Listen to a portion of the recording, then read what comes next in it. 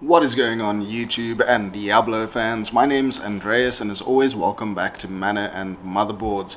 Today we are hopefully going to wrap this up in quite a quick one, and we are going to be looking at what I think is probably the most busted build in the PTR currently. So this is actually something that we stumbled upon last night when we were doing a live stream. So last night's live stream, we were looking to test out the changes to the Warlock in terms of the fire build. So that's the sort of like chaos fire build, and we were playing around with that. And just as a sort of like side note, it is feeling pretty strong, pretty good. And then we also wanted to look at the changes to Blood Boil and how Blood Boil was running at the moment and how that was sort of playing out.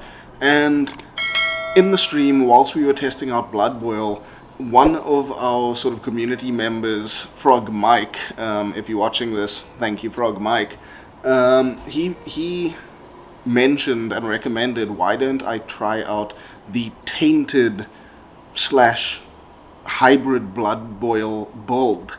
And I thought I'd heard about that in theory in the season 13 and launch of the Warlock, but I believe that the Tainted sort of part of that build wasn't working. And I thought, okay, let's give it a try. So in that live stream, I'll put a link in the description of this video below, and we decided to test this whole new Tainted build, and wow, what a shock. It really performed way better than expected, and it was quite an insane build, and that is what we are going to showcase for you today, this new Tainted Summoner Warlock build. So I do expect that there are potentially going to be some nerfs to this build in the future and in the coming patch and new ladder season, but you know, until then we can hold thumbs or hold fingers or cross fingers, whatever you want to do, that maybe it survives, maybe they don't nerf it completely or anything like that. And just a disclaimer, I realized that Macrobioboi just released a video about this build as well, and I'll put a link in the description down to his video below. It's quite sort of funny, I've mentioned him in our videos quite a lot recently. I promise you there's no sort of affiliation or anything like that. I just am personally a fan of his videos, and he dives into the mechanics and mathematics of things quite well, in my opinion. And funnily enough, if you check the time of our live stream, we actually also stumbled upon this build before his video came out. So I'm not just trying to copy his video or sort of ride on the coattails there, but as our sort of little Mana and Motherboards community, we were also testing and figuring out this build in sort of real time just before Macrobioboi's video came out. So I'm not trying to take anything away from him there. I just thought I'd sort of like preface this video with that. So with all of that being said, let's dive right in and have a look at this build. So firstly, what has changed and what has allowed this build to come online and to be good? So if we have a look at Tainted or Summon Tainted, in the past we had the Blood Boil as a synergy, but you could test this out in the current season 13 of the game. If you summon a Tainted and let it attack a monster, and then you don't have any synergy points or any points put into the synergy of Blood Boil, you'll see it do a certain amount of damage, and then when you put points into Blood Boil, the damage won't change. So that synergy wasn't working. That is what I'm trying to get at here, is that the synergy wasn't working for Summon Tainted. So now they have fixed that bug, and they never mentioned it in the patch notes, but now the Blood Boil synergizes with Summon Tainted and is the synergy for Summon Tainted. So as you can see, with every point we put into Blood Boil, we gain 30% fire damage per point per level. So that is ultimately like a 6 times multiplier of our Summon Tainted, and that bumps up the damage of our Summon Tainted exponentially. It is a huge damage buff. I think what we can do is quickly, I'll just use a token of absolution here, just so that we can sort of see the effect that this has.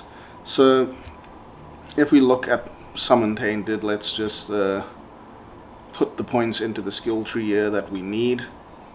We'll put 20 into that, and it's doing 3000 damage.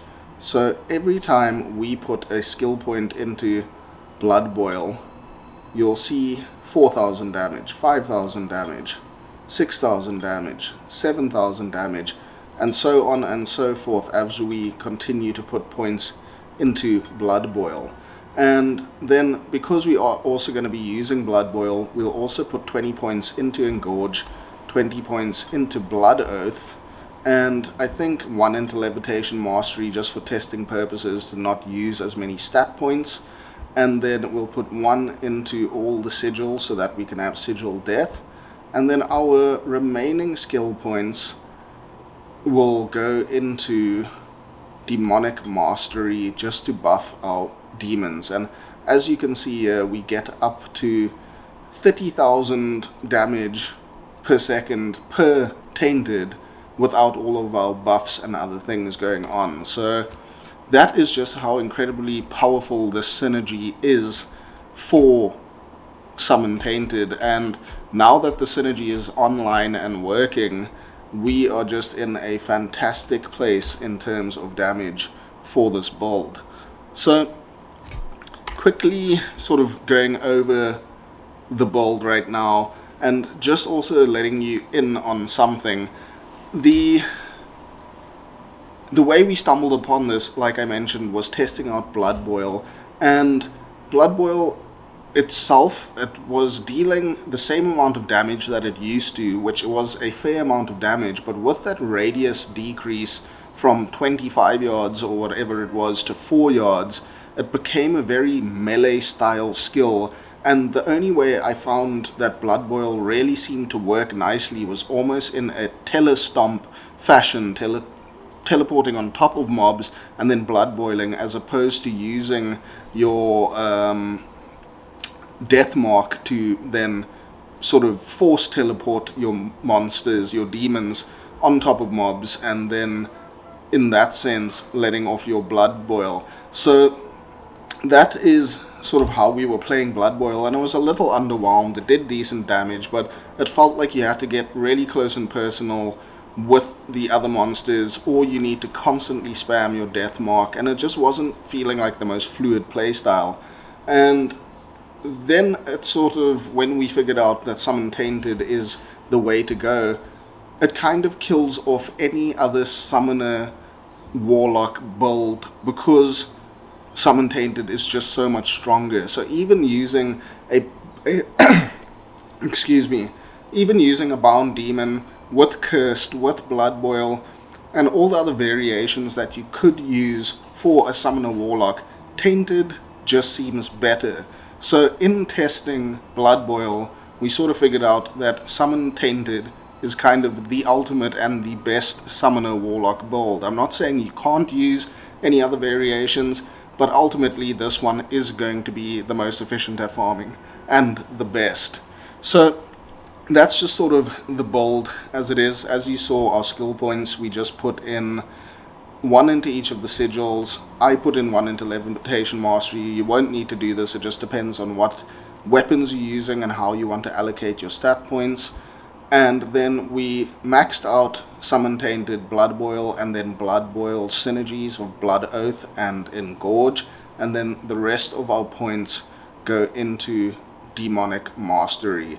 So that is how we sort of set out our skills for this build, and we'll dump the rest of our points into Demonic Mastery as you level up. We are only level 88 at the moment. Then for our stats, it's very cookie cutter, enough strength for your gear, the rest into vitality. And then moving on to the gear, and this is where things sort of get a bit more interesting and also a bit out of hand if you do go for an end game setup. So if you... Okay, before I get into something, let me just start at the beginning here. So basically, in my opinion, you want to get your Summon Tainted to as high a level as possible so that it does as much damage as possible, and you want as much plus skills on your gear. So Enigma is just the best in slot for every Warlock build at the moment, basically. So you want Enigma for the plus to skills and the teleport, everything else it gives, an Arachnid Mesh for the plus to skills. You want Stones of Jordan so that you have a good mana pool as well as the plus to skills, Wraith Step for the plus to demon skills, Mage Fist for the faster cast rate and 1 to fire skills. I don't think the fire skills does apply to your demons. I wouldn't imagine so, and it doesn't seem to be that way from the testing I've done. But a Mage Fist for the extra mana and the regenerate mana, or even a Trang's Gloves could work there. Then for your offhand, you do want to be using a two-hander, so the Ars Tor Balos, that tome I think is probably the best here. I do even think that the Ars Dol Mephistos does have some value here as well, but I think this is just slightly better. And then for an amulet, anything with skills and other good stats, so like a Mara's would be good, a 220 Warlock one, maybe even a 310 magic demon skills amulet would also be good. Anything in the helm that has a lot of plus skills, so Shaco, or maybe even like a 2 to Warlock, 20 faster cast rate kind of circlet, something like that is what you want for your helm. And then I'm using Mang Songs because it has that minus fire resistance, and I'm not sure if that actually applies with your Tainted. I believe it could possibly not, but you also get those 5 to all skills, so as many all skills as you can stack as possible. That is sort of what we're going for. You could even use an Obsession if you do want a bit more resistances, a bit more just a bit more utility stats and defensive stats.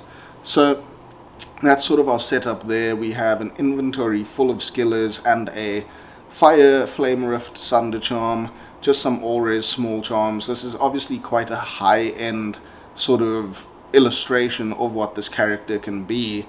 It does work very well sort of scaling with your gear as well, so if you have lesser gear it does work as well. We tested it out without a Sundered Charm, without Infinity, without all of that stuff, and it still works fantastically. Then we just have a CTA and a Lidless on our offhand. We could actually even put a Spirit Shield there instead, so we'll put a Spirit instead of that Lidless. And that's how we are set up for our Mercenary. We then have an Infinity, a Chains of Honor, and a Cure helm, and that is on a Prayer Merc. I think it works pretty well. I think you could sort of change up your options there a little bit, but this setup has been working fantastically, I personally think. And you could also go the route of self-wielding Infinity. I know that's what Macrobioboi suggested and was doing, and you can self-wield Infinity and put an insight on your Mercenary if you are running into mana issues and sort of your resource management. So that is the setup at the moment, and then we'll quickly show you some Players 1 gameplay, and then from there we'll move on to Players 8 and Terrorized and all of that. So let me just have a look here. Maybe Canyon of the Magi would be a good spot.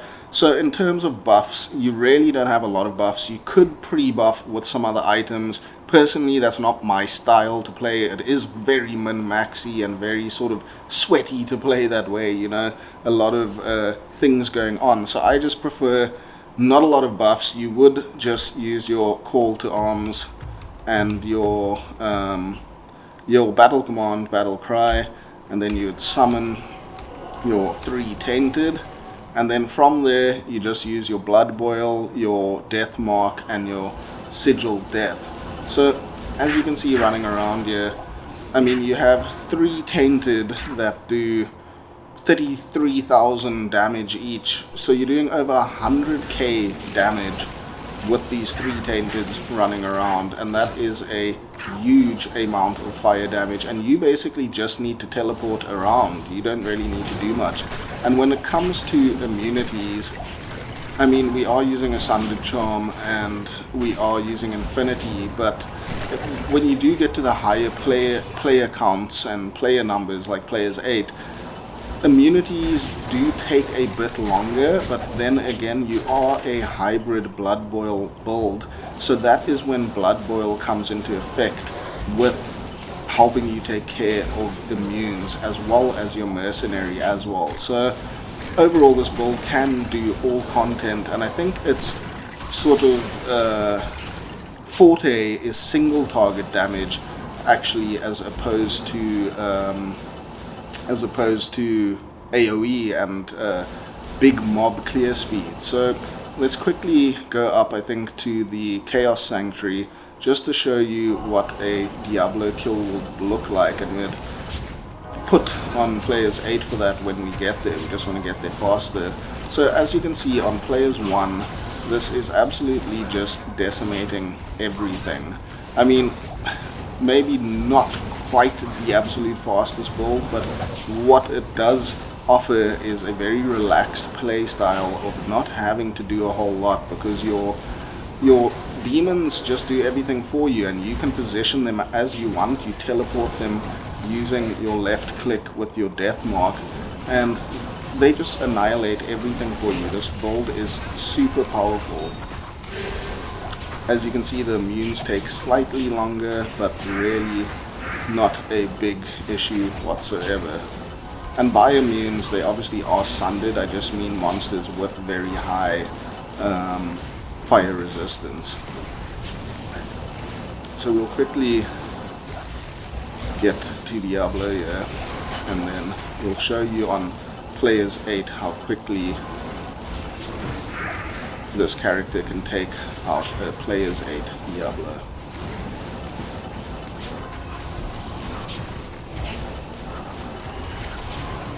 And this is also a very safe play style, because you're just letting your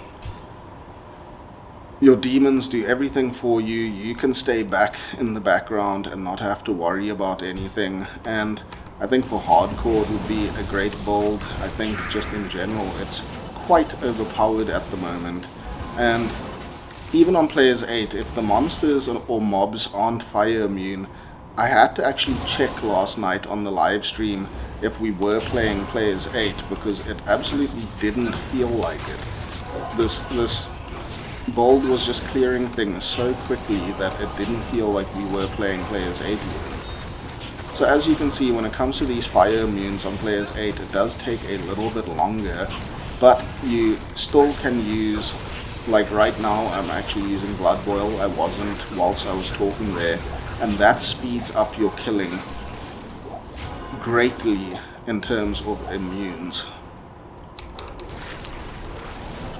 So yeah, this build is just exceptionally strong, and we'll get into a bit more players 8 difficulty now and just showcase that a bit more, and then we'll also do some terror zones as well. But as you can see, Diablo, it took about 3 hits or so for Diablo just to absolutely get deleted there, disappeared.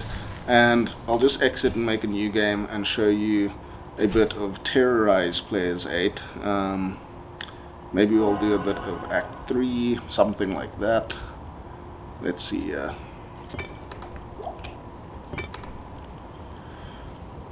Did we even do that? Act 3, okay. And yeah, it's a very simple build. There's not a whole lot going on in terms of skills and pre-buffing and all of that sort of stuff. It's quite simple. Yes, this gear that I'm using is very high end, but you can use any sort of caster gear, any plus skills gear, and you will be doing a whole ton of damage. It really is just such a incredibly powerful build. Now, I do think that maybe it's in a position of being a little bit overpowered. I mean, as you can see here, this is players 8, and it just one-shots everything. And I don't think that is where builds should be in terms of their power levels with even the best gear. I don't think that Bolt should be one-shotting everything in Players 8. I mean, when you do think about it, Players 8 is meant to be played cooperatively. It shouldn't just be single-player mode and you blasting through without a care in the world. So I don't think that bolts should be this powerful, and I think this build is a little bit overpowered because right now we are doing about 100k combined with our three tainted, and sorry, I was just concentrating for a second there. I think you can get close to about 150k damage, even if I remember correctly in Macrobioboi video, he was getting, I think, about 40 odd, maybe close to 50,000 damage per tainted. So I mean, right now we're sitting at about 34,000 damage per tainted. So I think that is just a little bit on the overkill, overpowered side of things. And as you saw, I dealt with that Herald quite well. I wasn't sort of playing optimally, but it was doing quite well. And then just lastly, I'm just going to head over to the Chaos Sanctuary again because there are a lot of fire immunes there. And I just want to show you how you sort of use Blood Boil against immunes and that sort of thing. So I'm just again going to use my buffs there quickly. So what you'll do is teleport in, and let's say, okay, those aren't immune, so they're going to die extremely quickly. So you cast on your Sigil of Death just to add some extra damage to your sort of clearing, and when we encounter immunes, what we are going to do is we're going to teleport in our Tainted, and then we are going to use Blood Boil to get them down. So as you can see, we're sort of playing a hybrid style of using the Tainted to do their fire damage, and then also Blood Boil to add that physical damage portion and help assist in taking down those high damage immunity monsters, or high resistance monsters, not immunity monsters, or not damage monsters. I'm mincing my words a bit there. But overall, I think that sort of sums up this build. As you can see on Players 8, it absolutely smashes. I think it could use a bit of adjusting, a bit of tuning, and a bit of work, but I hope it sticks around as intended, because like it was shown before, it always meant to have that synergy with Blood Boil. So I hope it sticks around. I hope it does get sort of slightly more balanced, but overall a very fun build, and it's kind of a build that killed off Blood Boil as an individual build. It sort of took over and created a more hybrid build out of Blood Boil. So it's been pretty interesting. I think I'll definitely give this one a try on the PTR if you are keen, and I think for summoner enthusiasts this build is an absolute weapon. So that's going to kind of do it for us on this video. I hope you enjoyed it. I hope this sort of gave you some insight to possibly what is one of the most powerful builds in the game at this point in time for the patch 3.2 PTR. It's an absolute beast of a build, and if you haven't checked it out already, we have made a new membership program on our YouTube channel if you'd like to support the channel further. Also, if that's not your thing, any sort of sub to the channel, views, likes, shares, all of that good stuff is always very greatly appreciated. Coming up next, we're going to do the same sort of style video based on the PTR for the Fire Warlock, as well as the Miasma Abyss Warlock and that sort of Miasma Chains Warlock, and that is what is going to come up in the following episodes after this. So definitely stay around and stay tuned for that, and we'll catch you again soon for some more Mana and Motherboards. Cheers!